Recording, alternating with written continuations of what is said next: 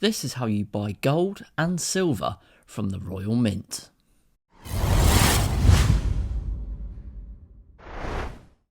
Hello future investors, I'm going to show you today how to buy gold and silver from the Royal Mint's website. All you got to do is search the Royal Mint on the internet. Click the first link that comes up and it will take you to their website. Hover over this invest button and then you've got a multiple selection of items you can buy. For me, I'm going to be buying some gold coins, so I click that option. Now up the top here, they already have a few selections to shortcut the process, but personally I like to select the price guide to high to low, and this allows me to kind of really see what I'm looking for, as I know the price starts from high to low. And in this case, I'm going to be buying a 2023 1 ounce King Charles coin, and I'm just going to select add to basket. Now here I've already got a couple of options added to my basket, and you've got a multiplier here, so if you want multiples you can just press the plus, and as you can see it updates the price, but I'm just going to bring it down to 1 of those and 2 of these 1/4 ounce gold bullions because that's what I'm after today. And as I say, you can see the price next to it there, and you've got an option here to click to have the item delivered, or you can have the item stored in a vault by the Royal Mint, but I'm going to have my item click to delivered because I want it to be delivered to me, but you can set it up and pay for them to vault your precious metal for you. But yeah, if you want it delivered, just click have this item delivered, and then you want to just double check your order, make sure everything's clear. Yep, that all looks good, that's what I want, 2 of those and 1 of those, and you just click proceed to checkout after checking that you're happy with the total you're going to pay. And then you're at checkout, you need to either sign in or create an account. As I'm showing you guys how to do it, I'm going to imagine most of you need to create an account, so we're going to follow that process now. So all you got to do is click create an account and then put in your email address you want to use. In this case mine is futureinvestments2022@gmail.com. Click create an account. This page will load, and basically this is account setup.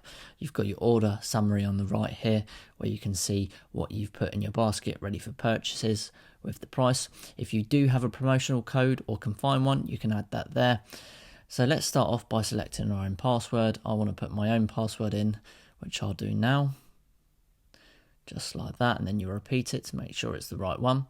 Then you've got a security question. You pick a question that you likely will remember the answer to if you ever need to answer this security question. And just because this is now getting onto personal details for myself, I'm going to have to blur some of these items out when filling these forms out, but you can guess pretty much what to do. So you just click next. I do not want to save my password, that's just my preference. And now we're on to details about me.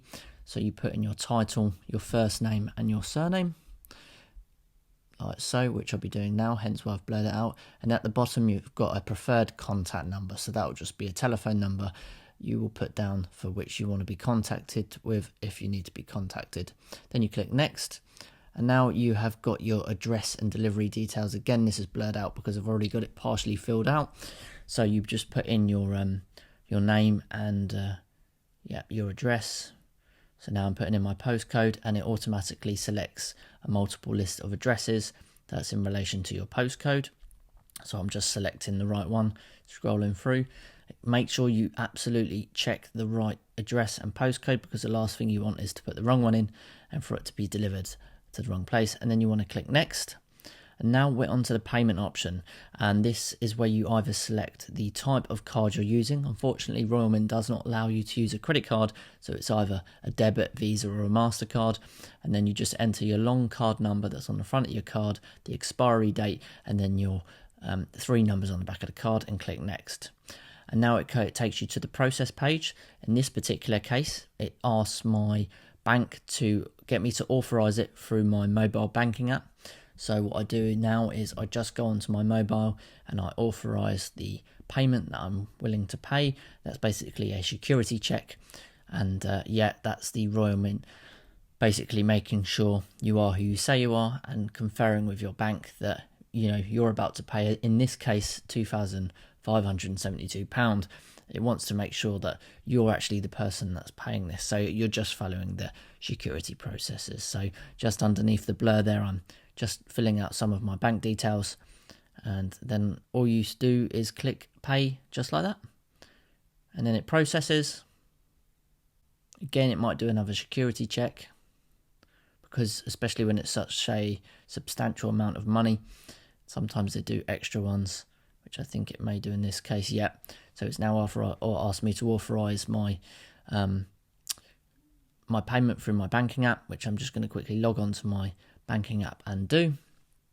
And this essentially just confirms I am who I say I am. And then you just click verify to confirm, and then that should be payment process complete. And that is it. That is payment process complete. Again, I've had to blur it out because it's got all of my order details, which includes my name and my address. So obviously I've got to blur that out. But essentially all it's saying right now is process order complete. And then what you should get is an email to the email you set the account up with. What I would recommend is that you go and check and read that confirmation email to make sure every detail is right, that you've ordered the right items and you've put in the right delivery address. And that is it. That is how you order from the Royal Mint. So it's pretty straightforward. They've actually made it more simple than it has been over the last few years. You used to have to add money into a wallet on the website, but now you can just add items straight to the basket and purchase it at the end of your payment process. So I hope you've enjoyed this episode. If you've got any questions, make sure you leave them in the comment section below. To watch another episode on future investments, click the link now.